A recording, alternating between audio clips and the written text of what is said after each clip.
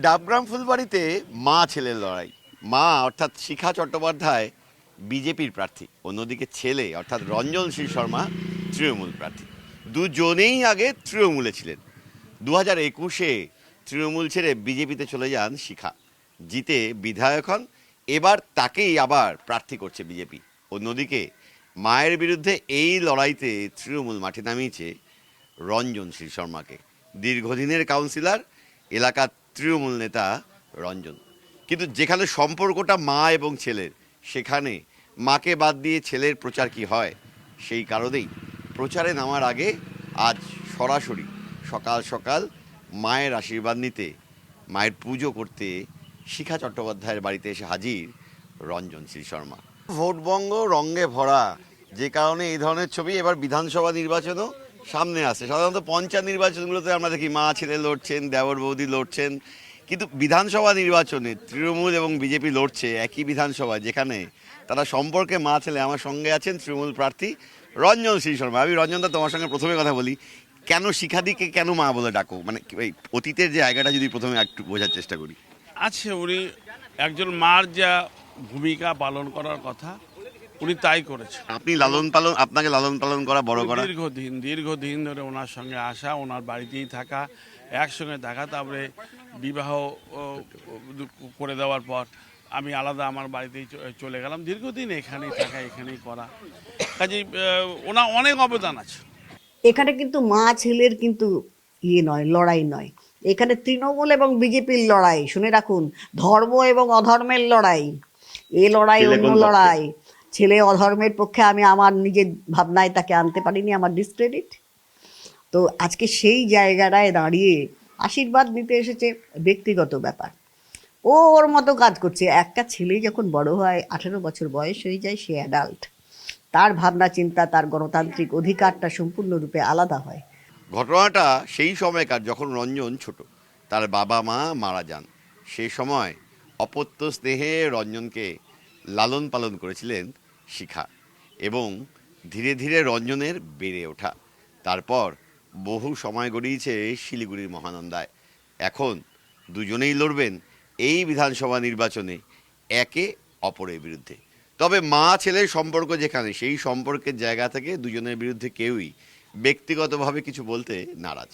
দুজনেই বলছেন এ লড়াই নীতির লড়াই। শিখা চ্যাটার্জি যেমন বলছেন ধর্মরক্ষার লড়াই, আর রঞ্জন শ্রী শর্মা বলছেন এলাকার মানুষের চাওয়া পাওয়ার লড়াই।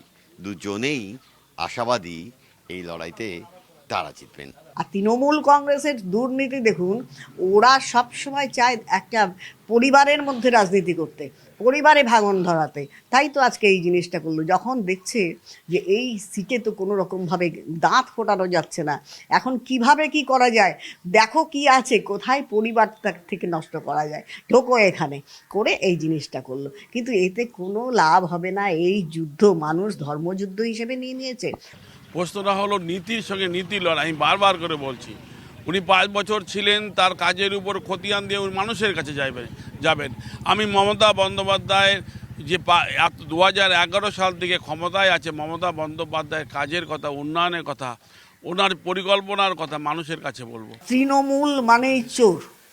ছেলে না, আপনি ছেলে, আরে ভাই, আমি এই কথার কোনো জবাব দেবো না। ছেলে বলে কেন বলবো? আচ্ছা, আমি ছেলে শব্দটা উড়ে গেলাম। তৃণমূলের প্রার্থী কতটা সৎ?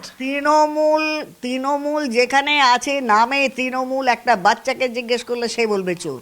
তৃণমূলের প্রার্থী তৃণমূল, আমি তো বলছি টপ টু বটম চোর।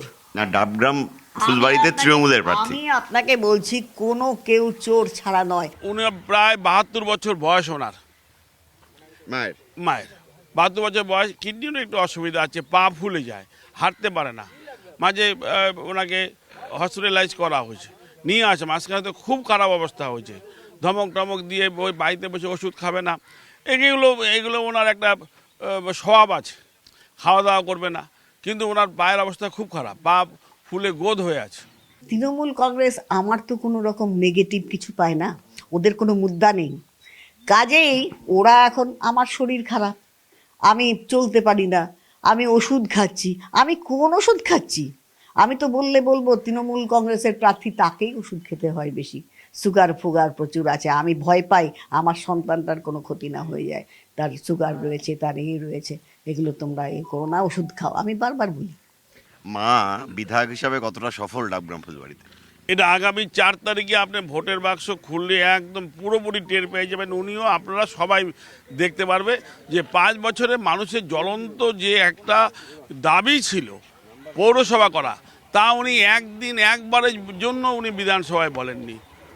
বলেন না বললেও দলনেত্রী তো গোটা রাজ্যের নারীর টান, তিনিও তো জানেন, তিনিও তো করেননি। আমি ওনাকে দায়ী করতে চাই না, কেন ওনাকে যারা এই মাতৃস্নেহকে ব্যবহার করে ভোটের ময়দানে নিয়ে আসলো এবং তাতে শিখণ্ডিত ছেলেও, যদি আপনার কথা যদি ঠিক হয়, কি বলবেন শেষ কথা? শেষ কথা বলবো, দেখুন একটাই কথা, মানে আগামীতে অবশ্যই ভাবনা চিন্তা তাদেরও করতে হবে, তাদেরও ফিরে আসতে হবে মূল স্রোতে, এই জায়গায় ফিরে আসতে হবে। লড়াই আমি অসম্ভব, লড়াই মানে শেষ বিন্দু দিয়ে, রক্তবিন্দু দিয়ে লড়াই হবে। এই লড়াই ধর্মের লড়াই, এই ধর্মের অধর্মের পতনের লড়াই, এই এই যুদ্ধ চলবেই। মা তো বলছেন ধর্মের লড়াই, ওই বিজেপি লড়ছে ওখানে, এবং ধর্মের লড়াই। আমরা তো বলছি ধর্মের লড়াই।